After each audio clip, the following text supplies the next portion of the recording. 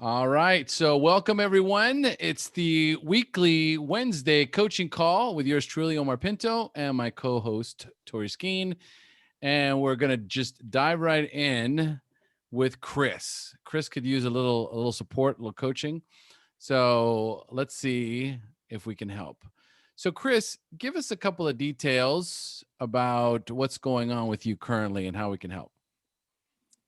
So currently, I am in the process of wondering if I'm going to stay with my husband of 21 years. I feel like we've grown completely apart. We don't want the same things. I'm attracted to him. He's a wonderful man. He helps with everything around the house. He's a great father. Like some girls going to be lucky to have him.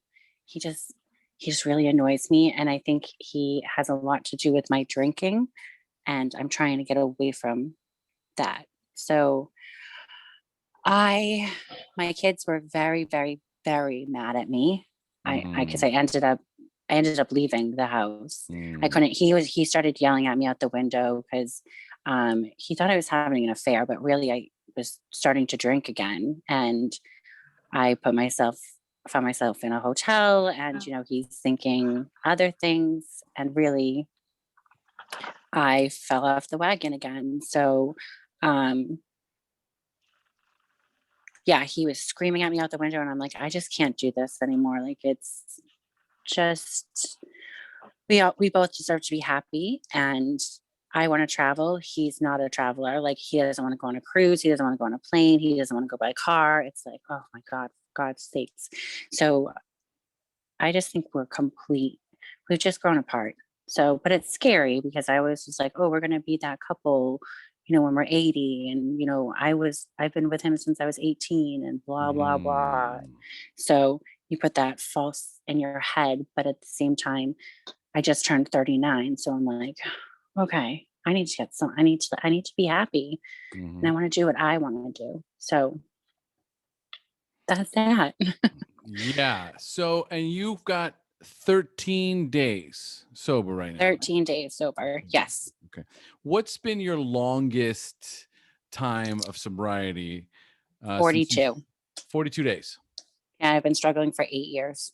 Okay, 42 days struggling for 8 years. Okay. Hmm. So what do you know, or do you have an idea what you're struggling with that keeps bringing you back to the alcohol? I think I don't want to be married.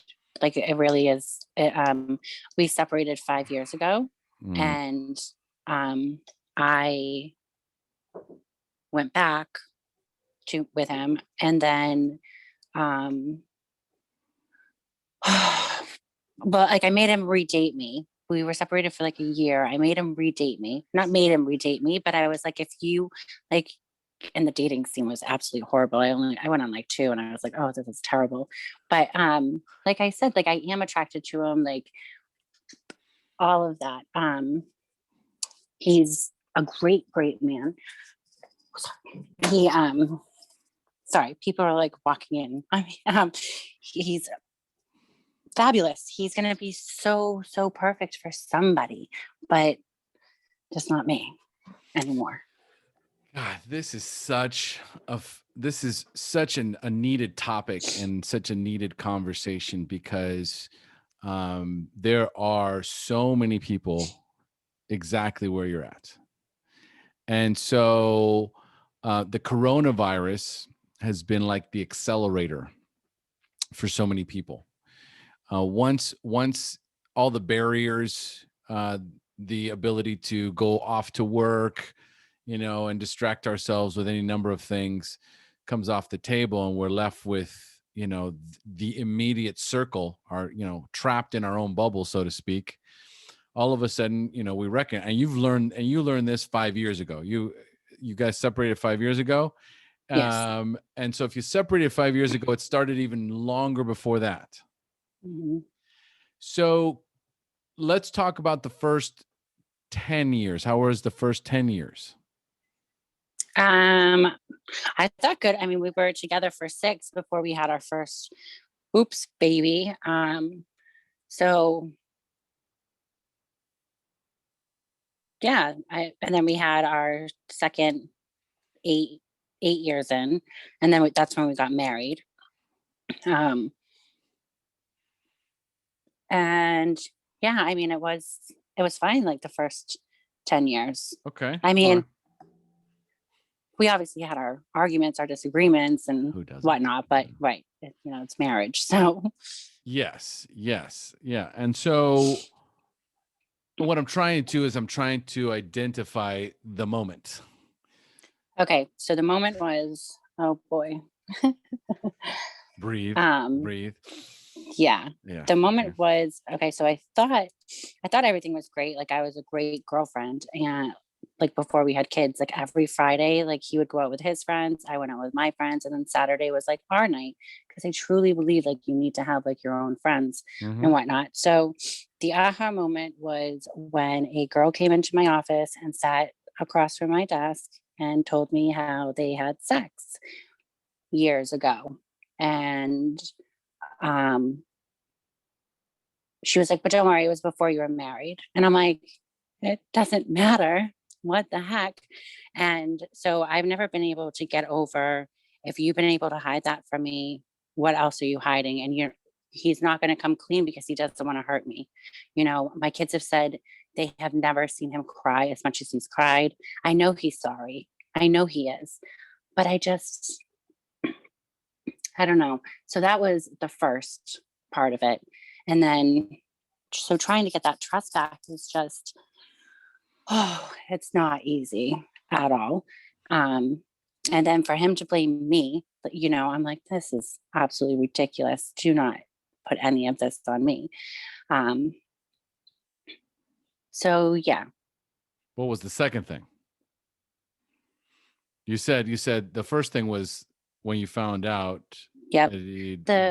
What was so it? For us to not working, Yeah, you traveling. said the traveling. Yeah. Okay, his traveling or your traveling? My traveling. He doesn't travel. Okay. All right. So what about the traveling? Oh, like we're just growing apart, like personality wise. Are you asking me aha moment? So yeah, no. The first thing was, and I thought I heard correctly. That was the first thing, and I was like, oh, so what's the second thing? Oh, I meant to say for the first time. Yeah, the first time that I said, yeah. So the trust. Okay. Now it doesn't sound like you ever came back from that.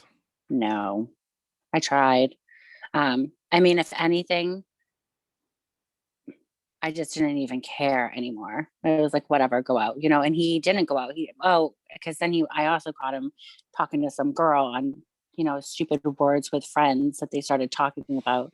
And then he's like talking to her every morning, going to work, every afternoon, coming home. Like, that's not normal. That's like a relationship. Like, more. So, yeah. So that was a big, so Okay. I'm like, oh, I can't trust you. Okay. And that sucks because I have bad trust issues. So, okay, that's a bold statement. I have big trust issues. Mm-hmm. And when did those big trust issues start? Oh, well, all the years I was molested as a child. Okay. All right. Yeah. So there's trauma Yeah. in there. There's a lot of drama there. Yes. Okay. And I was 18, and so that hurts because I trusted him for so long, and he was like the one person in my life.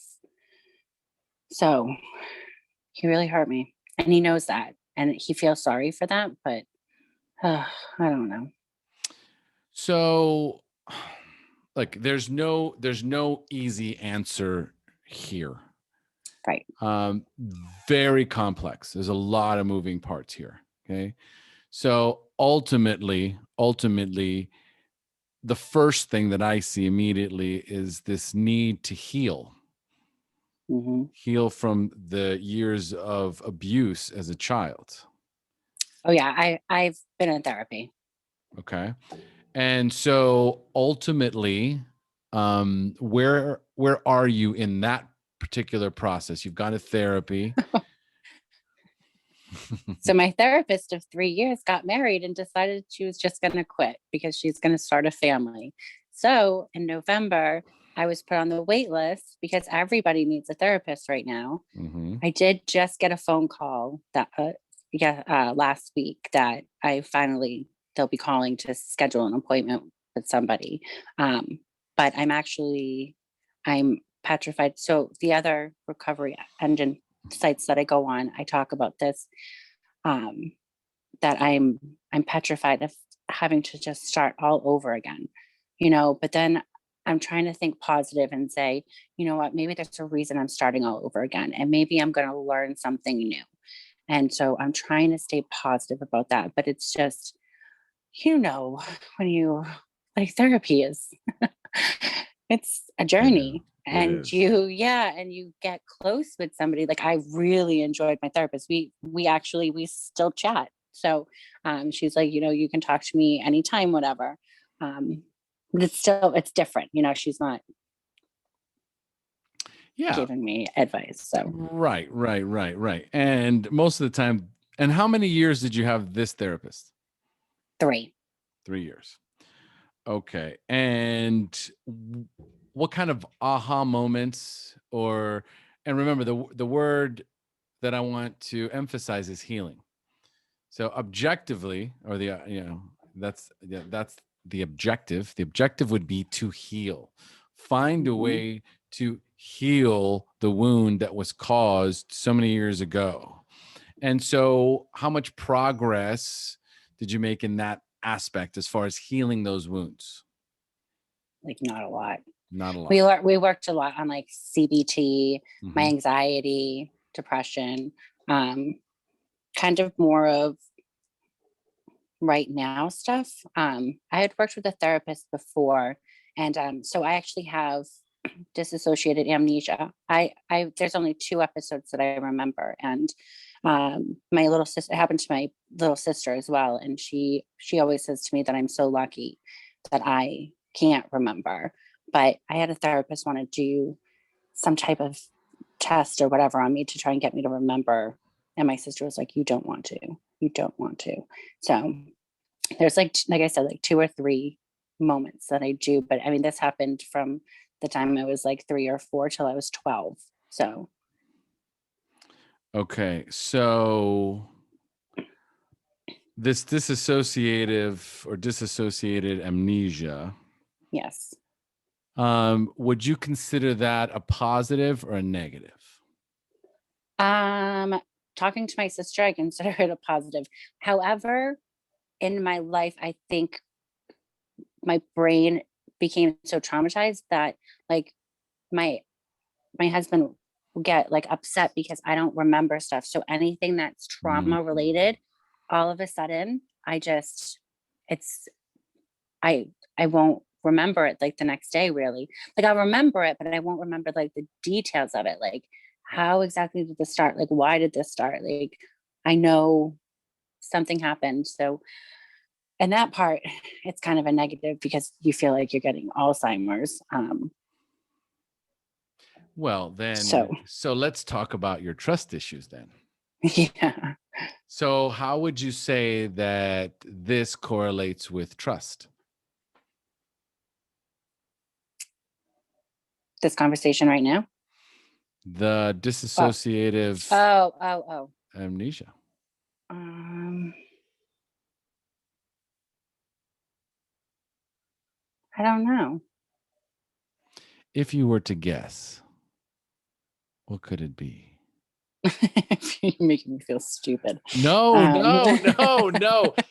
This is me. This is me as an attempt. This is coaching questions. Number 1. So first of all, let me clarify. This is a way to coach. There's a blockage. Okay. Especially when we're talking about dissociated amnesia. Okay. There is an active participant inside of me that is blocking information.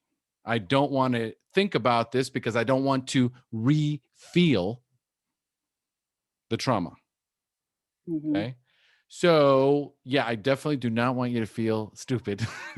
It's okay. Right? This is a way of trying to get your subconscious to engage. So Okay. I'll ask a question like, okay, so you don't know, but if you did, what would it be?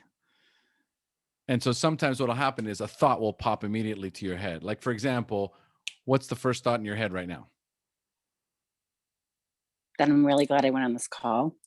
Okay. All right. So that must mean that you feel something. What do you feel? Relief. Okay.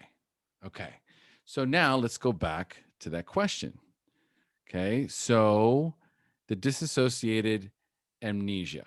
Hmm. So how could that possibly correlate with your trust issues?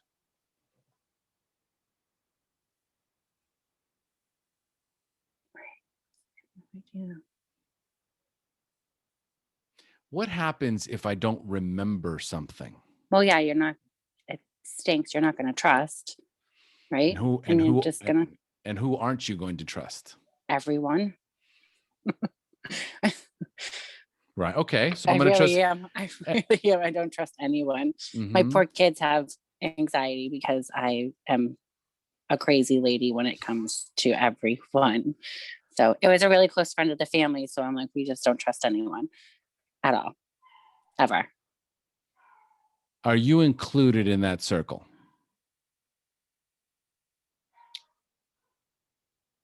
No. Hmm. Me, no. Absolutely not. I'm, I'm their mom. Like they know I would die for them. So No, that's not what I meant. I know, but okay. Yeah, okay, that stinks. Because I guess, yeah, if I'm telling them not to trust everyone, then yeah, I would be in that circle. Yeah, I don't trust myself. Hmm. Just think about that for a moment. Like if I can have amnesia and I don't remember something, then the person I can't trust is me. Right. So we have to start there. We have to start with number one, do I trust myself? Do I trust my ability to make good decisions? Oh, yeah, no. Okay. All right. So again, there's things that need to heal. Hmm. And if I do you doubt yourself? Absolutely. All the time. Okay. So I have self-doubt. I'm a perfectionist. So Okay.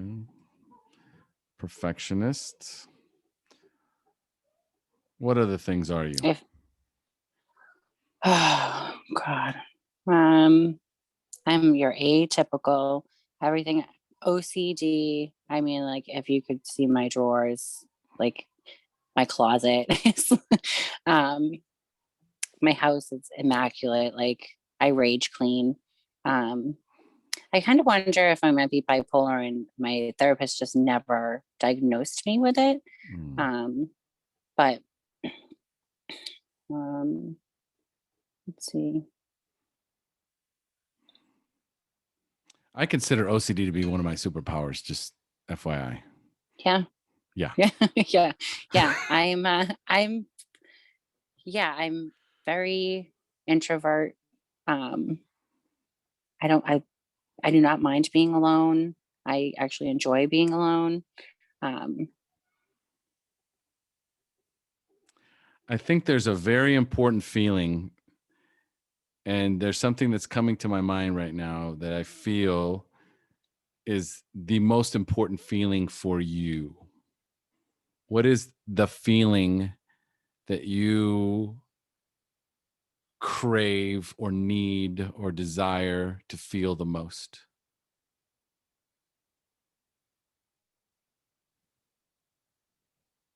Happy. And what do you think is preventing you from being happy, feeling happy? My marriage and alcohol. Okay, my marriage and alcohol. And what is it about your marriage and your alcohol? What feelings come up? They make you feel certain things. No, alcohol makes me not feel. So that's why I do it. So that I can go home and deal with my marriage or even my job. Sometimes it's really bad. It can start at like 10 o'clock in the morning, sometimes earlier.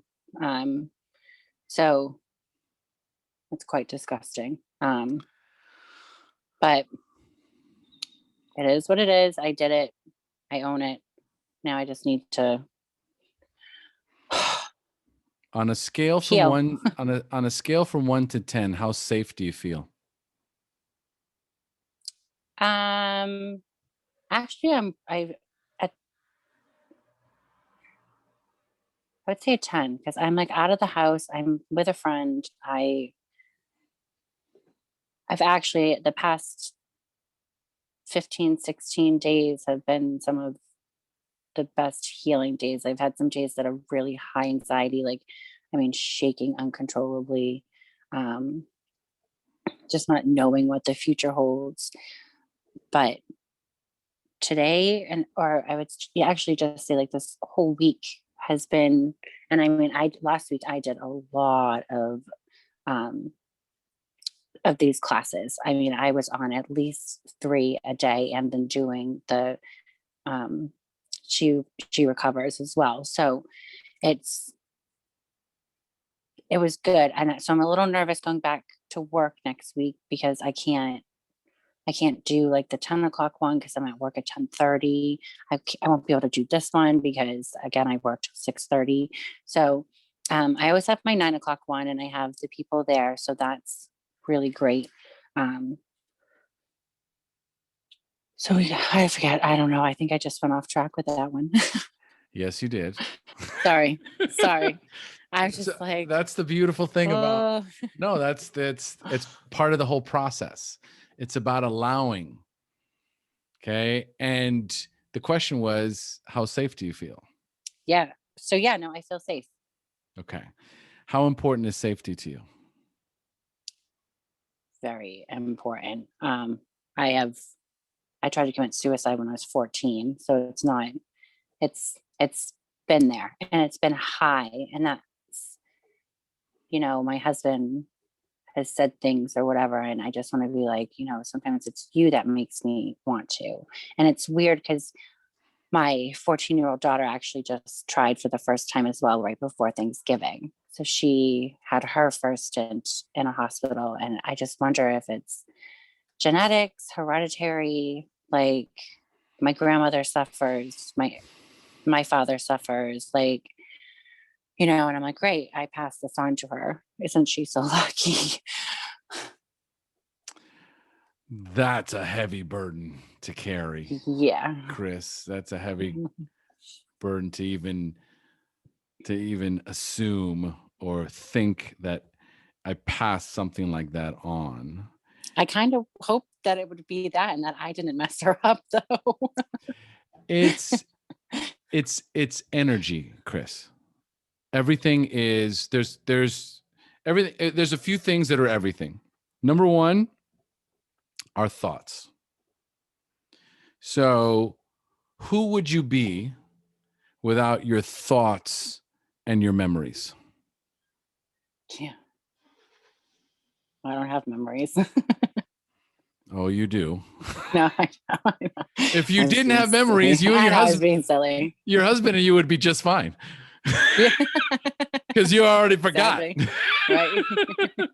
But there's something you haven't forgotten about. And it's a moment in an office where a woman came in and told you some information that you didn't want to hear. Yeah. And that is burned into your brain. Wicked bad. So what would my life be like without my memories? Boring.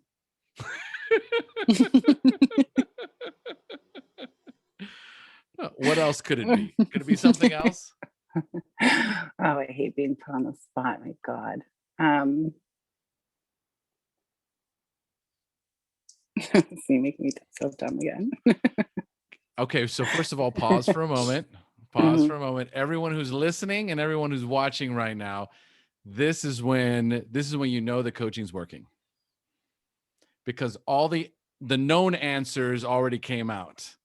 The unknown answer, what's deeper, the layer within, is I've reached a surface area and I'm trying to get in. Subconscious is going, no. Okay. So it's like, this is called resistance and pushback. There is absolutely, positively nothing wrong with you, Kris. Everything is working beautifully. Okay. Everything is working beautifully. Your internal guidance system is going, whoa, whoa, danger, threat, not feeling safe. So it will kind of shut down. And then it kind of uses the same kind of words. I feel stupid. I feel dumb. Right? Which you are not. No, I know. Okay. So guess what's happening? If you didn't have your memories, you would feel something else. Oh, yeah. That makes total sense. And so there's a part of you that wants to hold on to the resentment. It wants to hold on. It wants to hold on. This is why, you know, how people are always talking about, hey, man, just let it go. Right. Just let it go. You know what happens when you drink? It all comes back. You don't let it go anymore. No, when you drink, you actually do let it go. And if you don't let it go after the first drink, you'll let it go after the second. And if you don't let it go after the second, you'll let it go after the third until you black out. Eventually, you'll let it go.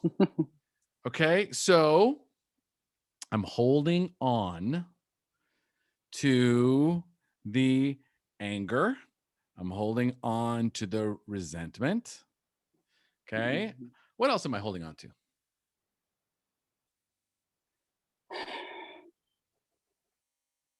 Some bitterness.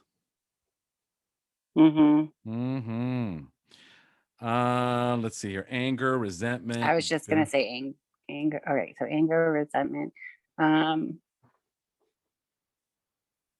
broken trust.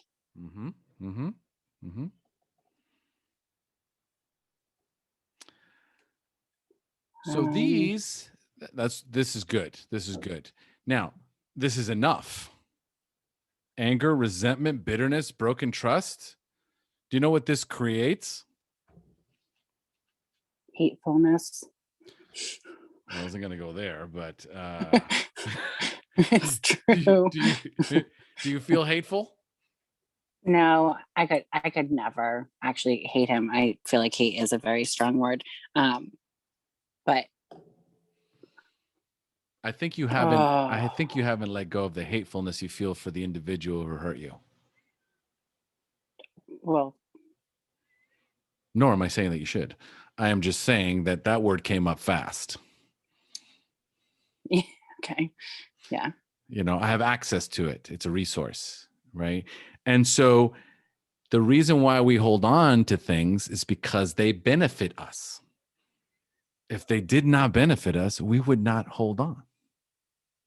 Because otherwise, I'd be holding on to something else. I'd be holding on to open-mindedness, forgiveness, gratitude, appreciation. Okay. But instead, there's these other things that are what they do is they create this giant castle with thick concrete walls, 30 feet tall, that have a moat surrounding it with alligators. Do you feel like you're inside one of those castles? Yes. Okay. Right. Yeah, so, everything. All right. So now let's try and soften all this up. Right now we have a lot of hard edges. We have a lot of pain. And on top of the pain, what we're holding on to is this anger, resentment, bitterness, and broken trust. So we're going to soften it up by recognizing that there's a higher intention and a higher purpose for everything. Everything has a positive, higher intention. So what would you say would be the highest intention for holding on to these feelings? I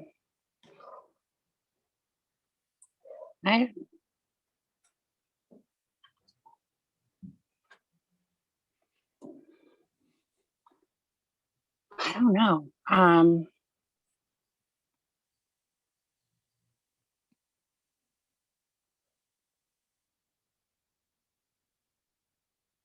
honestly don't know. Like I don't know why I would have any intentions and why I can't get over it. 'Cause like I said, he's a great guy. Um, But he's a great guy who hurt you. yeah, He's a great guy who hurt you. And so, again, remember that everything I ask you is a coaching question designed yeah, to get to the subconscious. It is I know. not, I'm it's not thinking. to make you to feel dumb. And the more silence there is, and the more of a pause there is, the more you know that we're onto something. I just want you to know that when you can't think of something, when Yeah, nothing no, it's a is good coming, question. it means we are definitely we're on the right track. We're definitely on the right track. There is resistance, there is fear, there's distrust. And so we're definitely onto something. Okay. This is where the work is. This is why, coaching is very different than therapy. It's very aggressive, very assertive, very invasive. Okay. But it's also very effective. So take a deep breath through your nose.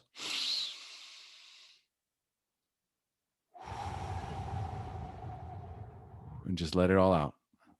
Okay. And let's do it again.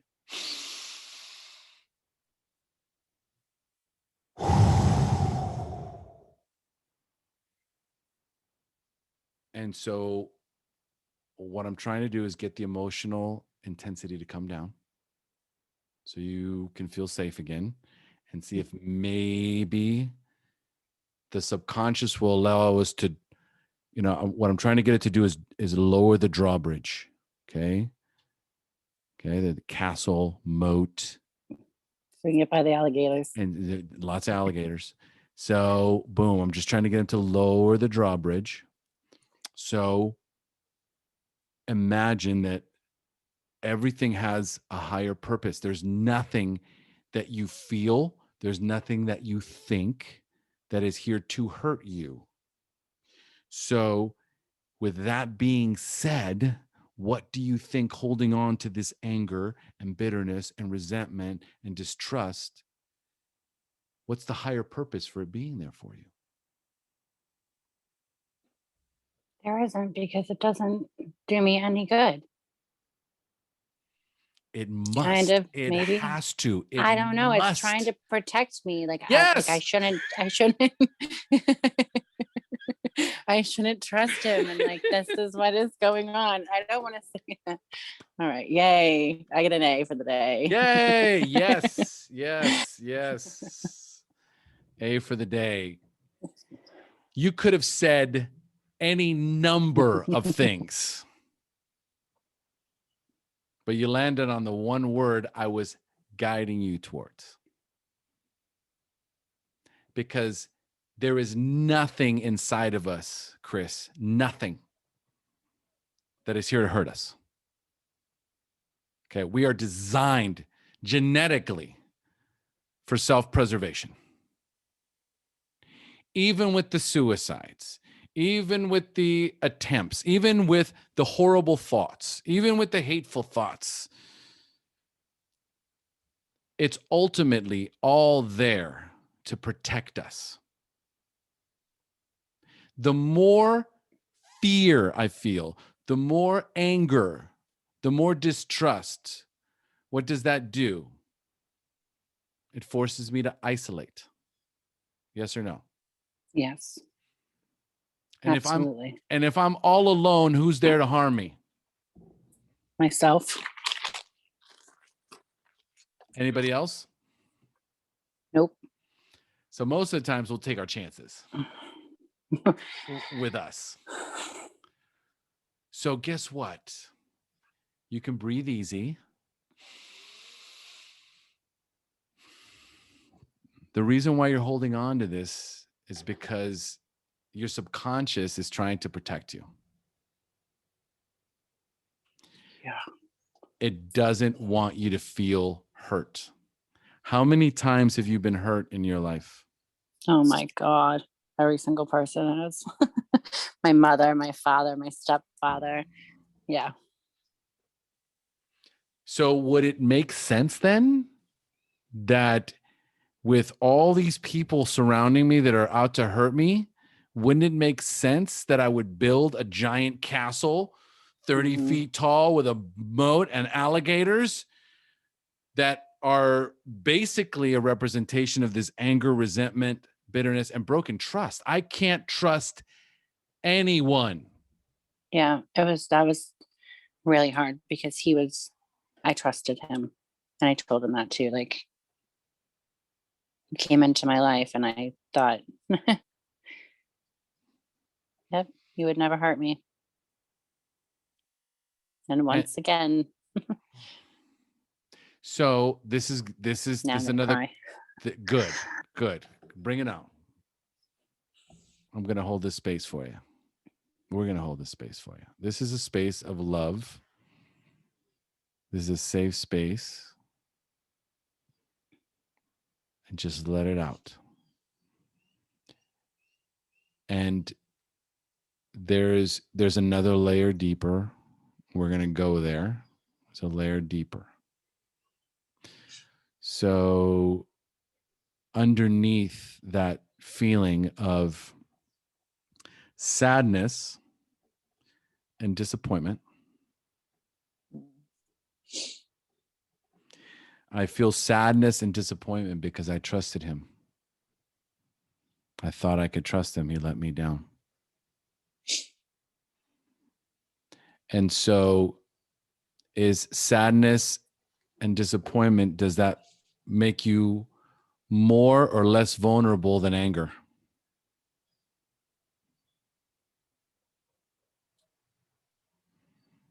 More.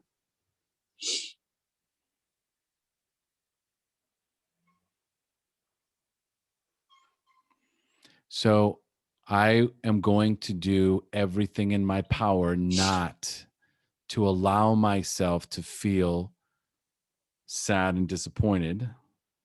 So I will hold on to the anger and the bitterness and the resentment and the distrust. I can't trust you. I'm going to leave you. Don't leave. Oh, I'm going to leave you. And I'm going to hurt you the way you hurt me.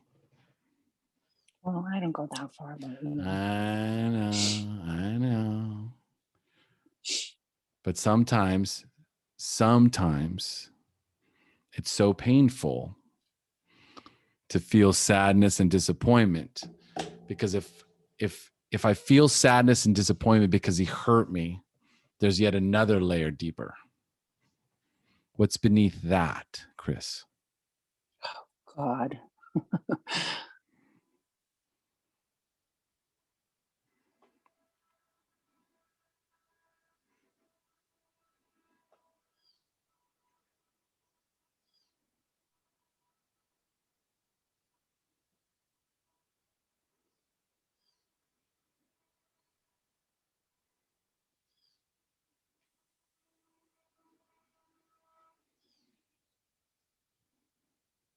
I don't know.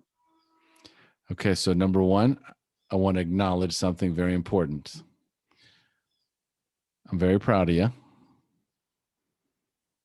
You held the silence and you said, I don't know. And you didn't beat yourself up. Well done. Yeah. Okay. Yeah. Well done. Well done. You don't have to know the answer. You don't have to know the answer. and giving yourself permission to sit in the silence to try and identify, giving yourself that space, giving yourself permission to question, to not know.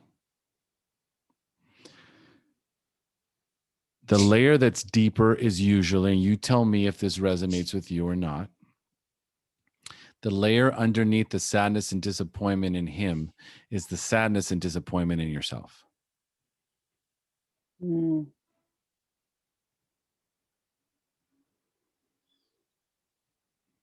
I absolutely 100% agree.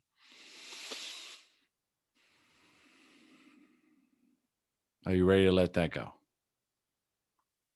Oh, I don't know. I have a lot of disappointment in myself. Mm. So being, like I said, being the perfectionist, and I think for me, being a perfectionist, I became this way because that, and like the OCD, and I was anorexic as well. Um, it was what I could control in my life, because there was no control, like, at all. It was just complete mayhem growing up. So, um, it definitely is something that I hate about myself and wish that I could change. I mean, like you should see my house. It could be in a magazine, and it's like, why? Why does it? It's okay, and like I go to other people's houses, and I'm like, it's okay. Like you can. It doesn't have to be perfect, and um, I don't know. It's like it's the control thing. That's another issue of mine. Control. So you're not leaving your husband because you don't trust him. Right. I'm leaving him because we're different people. We want different things. That could be it. Is it okay to want different things in a Yeah, but marriage? I mean, who am I going to travel with? That's a big deal. And I get that. I understand. I get that. And for all intents and purposes, right? Most of the time when people come to me about, like, for example, I've had to stop coaching couples because if couples come in and one wants to stay in the marriage and one wants to leave the marriage, I'm a coach. The one that wants out is always going to win. So I have to stay away from that because I am here to help you reach your objective. And so if you want to travel and your husband doesn't want to travel, that could be a deal breaker or an opportunity to communicate and try and find a common ground and maybe try and understand for what reason he doesn't like to travel. Oh, I know. And what is that? Oh, because he's like afraid of everything. He doesn't want to be on the plane. He doesn't want to go on a boat because of whatever. And being in the car is uncomfortable and too long. Okay. All right. Well, let me take you down yet another road that you probably haven't gone with your therapist. Oh, yay. Okay. So what am I holding on to? So I'm holding on to the anger and bitterness and resentment and the broken trust to protect myself from feeling sad and disappointed, let down.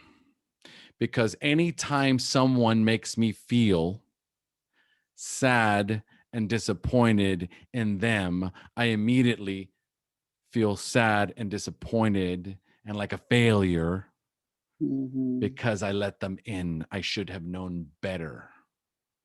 Mm. And so the layer beneath that is that I use this anger and resentment and bitterness not on them.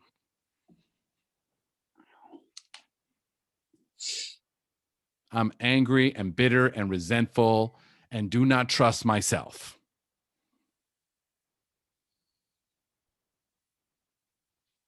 This is very, very accurate. So what this allows us to do is three things. This is what coaching does. Coaching is self-reflection that moves us into self-awareness, that moves us into self-actualization. The self-actualization piece is where the real healing happens. What we're doing right now is right in between the self-awareness and the self-actualization piece, recognizing that I am holding on to all of this to protect myself. Because every time I let someone hurt me, I get angry and bitter and resentful at myself. And I feel sad and disappointed at myself. It's just this laundry list of negative emotions that have nothing to do with them and have everything to do with me.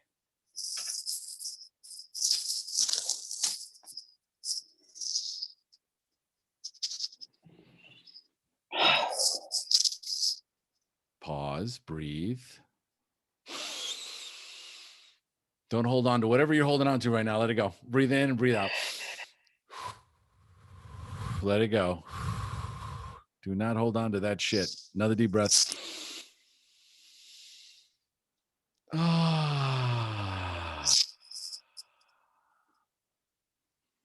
right. What's coming to mind? I still don't know what to do. But I've had some great advice. Everyone has said, don't make any major decisions your first year of sobriety. So I'm not going to make any major decisions my first year of sobriety. I think that's excellent. Excellent advice. Yeah. There's no way you're getting involved in another relationship anytime soon. No. So, and is he abusive? Nope. Okay. I told you he's a wonderful guy. He really is. Someone's going to be so lucky to have him. He just annoys me. Let's leverage this safety. Let's leverage the safety that you have currently. And it's an opportunity to continue to heal, learn, grow, and expand.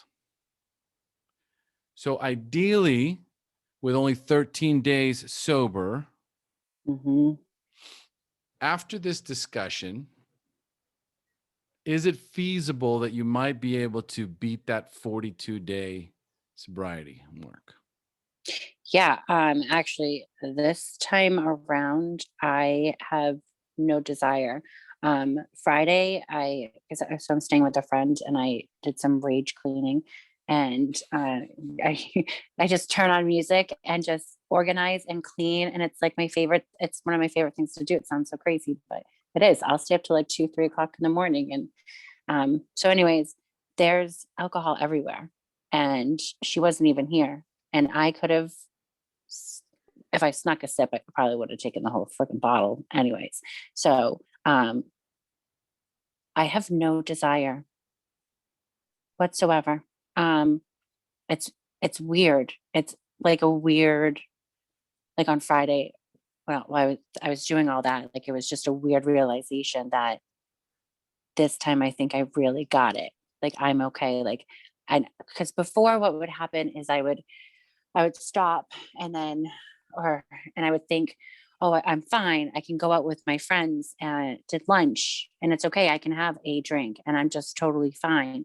And sometimes I would be fine, but more times than not, it was, now we're stopping at the liquor store and we're grabbing a bottle of vodka and we're going home and sneaking it and drinking it.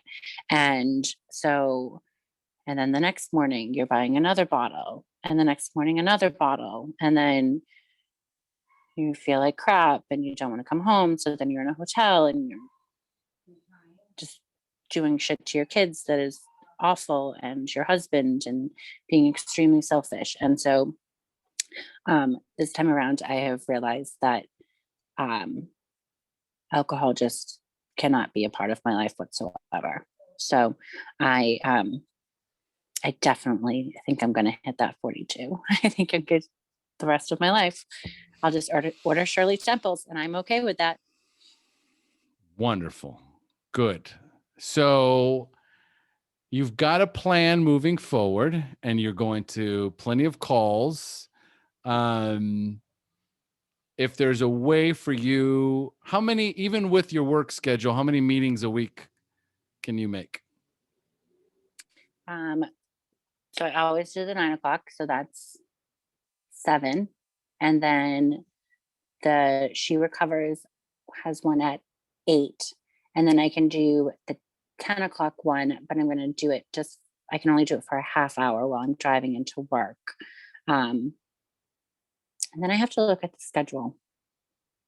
Okay. So, and are you a member of the SRC? No. Okay. So Tori, can you send her just a link to the SRC? Because there's probably a good 15 meetings in that one a week as well. That's the group. Okay. That's my group, the Share Recovery Community. So the more resources you have, the better. So here is the action item moving forward. Okay. Ideally, you don't make any moves in the first year. That's a long time. So a lot of times we get overwhelmed with the overwhelm. So let's make it a goal. The action item is to get past that 40 days, right? Mm-hmm. And keep track of either the negative self-talk or things you're struggling with or obstacles. So ultimately, this idea of being vulnerable and trusting others is going to have to unfold in these calls. Like what you did today is huge. Coming on the call and being vulnerable and allowing yourself to be seen is so uncomfortable, yet so healing. Okay. On levels that you won't even recognize until later on. But there's so much going on in your head, so many new neural pathways that have been created, so many new ways to look at your situation. But ultimately, it's this idea of taking full responsibility because you recognize that everything in your internal guidance system is working just fine. It is protecting you. It is loving you. It is taking care of you. It is guiding you. It's doing everything that it can to keep you safe. And now it's brought you to us. So the next step is to stay connected, surround yourself with women, connect yourself with women that you have access to, that you can reach out to. If you can, whenever you can, make these calls. Ideally, once you've passed at 60 days, take an hour off of work and join me on another call so we can go 60 days in. All right? Because I'm sure a lot of things will happen and you muted yourself. Just FYI. Okay. Okay, you're back. All right. So any questions? No, thank you. Though I was not expecting that. That's for sure. I have my kids and I was like, all right, I'm not going to talk and I'm going to like post on the thing and say, I have my kids or whatever. But so yeah, no, but thank you. It's the meetings have been great and I've been very open and I do usually talk on them. I've been quiet kind of the last couple of days. So it really hasn't been too much going on, but at first when everything was going down, I'm so grateful for everybody that was there. And like I said, my kids weren't talking to me and I swear I cried and cried and cried. And there was like one meeting again, it was like, I pretty much took up the whole meeting and I'm like, I'm so sorry, and they're like, don't, it's fine. This is what we're here for. And so I've definitely made some great connections and I'm so glad that I was introduced to this. So wonderful. Thank you. You are welcome. I'm so glad you joined in today. I know. All right. So real quick, let's see what we have here in the chat. Leo wrote, we are naturally born with two fears, One, loud noises, fear of failing. Number two is fear of failing. All the others are what we learn and teach ourselves in life. Tree life. What purpose does perfectionism serve? How does that land for you, Kris? So perfectionism for me is that I feel like if you're perfect, somebody's not going to harm you. That's been a big issue. Yeah. Like you can't hurt me because there's no reason for you to hurt me. Safety, ding, ding, ding. See, Yep. the question itself, right, is almost irrelevant. Mm-hmm. I can ask you 30 questions and it all circles back to this need to feel safe. Yes. And because I don't feel safe, I create this giant castle of anger, bitterness, and resentment and distrust, which ultimately isolates me, right? Yep. In my perfectly clean house. Yes. Yeah. All right. And then Jen wrote, for me, that strive for perfection is to hide all the ugly shit in my life. It is to make things look or seem better when others see me. That's big. That's going a layer deeper. Thank you, Jen. Thank you.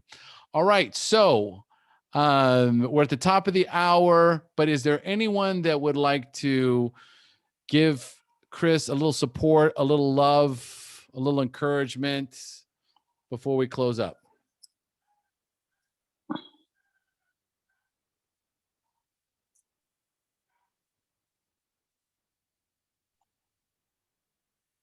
Jackie. Go ahead. I just want to say real quick, Christine, thanks for, it takes a lot of courage to, get up there and share, what's going on and receive, feedback and do this. So thank you for your vulnerability. I think it says a lot about you. So. Thank you. Go ahead, Jacqueline.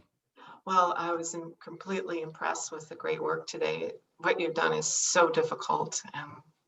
Your courage is inspiring. I also wanted to tell you to check out Women Who Travel. There's a website, a Facebook group, Instagram account. It's wonderful.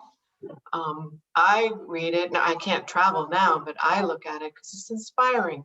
And a lot of women, there's even another website called Women Who Travel Alone. And I'm alone, so that's like kind of what I have to do. But anyway, all I'm saying is there's lots of different travel opportunities out there. I bet there's another woman who wants to travel, who has a husband who doesn't want to travel.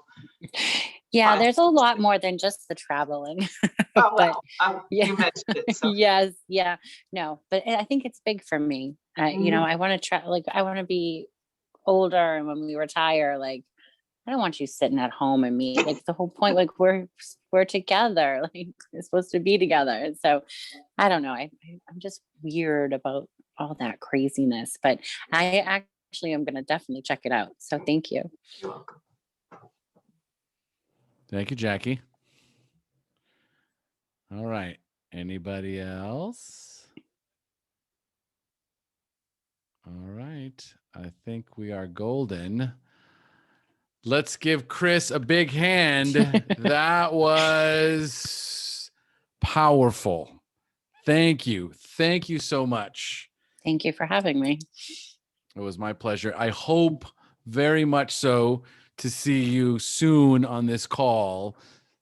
Yeah, I'm here every Wednesday, same time. Right. Okay. And like I said, right now, it's this next year.